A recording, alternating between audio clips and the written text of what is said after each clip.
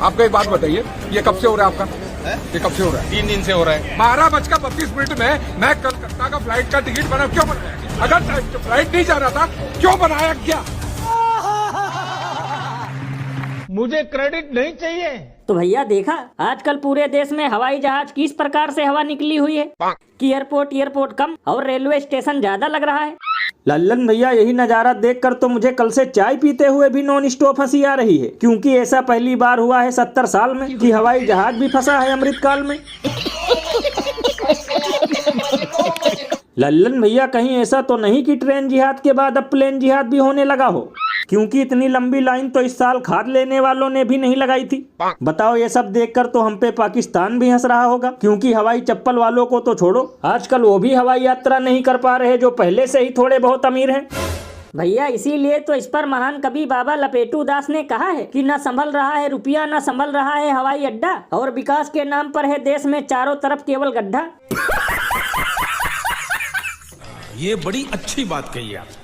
वैसे भैया, अमृतकाल का ये विकास देखकर डबल इंजन सरकार के लिए थाली तो बजनी ही चाहिए, क्योंकि अब देश में कोई ऐसा नहीं बचा जो इनकी वजह से लाइन में न खड़ा हुआ हो। यानी युवा बेरोजगारी की लाइन में खड़ा है, महिलाएं बुलडोजर की लाइन में खड़ी हैं, बाकी बचे थे मोदी है तो मुमकिन वाले, अब ये भी लाइन में खड़े हैं।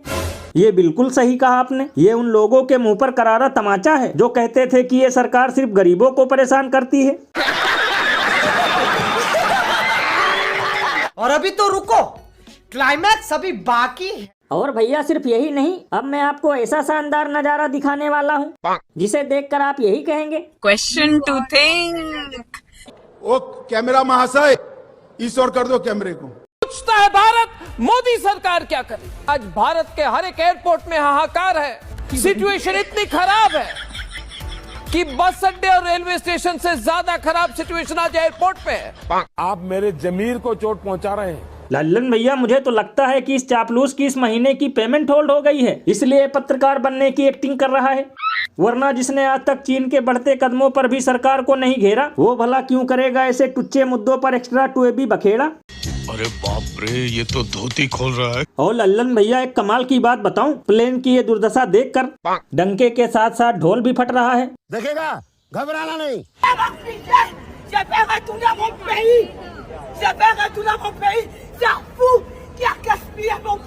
वाह, क्या सीन है भैया। इसीलिए तो लोग घनघोर मजाक करते हुए ये कहते हैं कि दुनिया भर में लाखों भाषाएं बोली जाती है जो हर किसी को नहीं आती है, लेकिन देश में एक ऐसा व्यक्ति है जो हर दिन इतनी भाषाओं में गाली खाता है।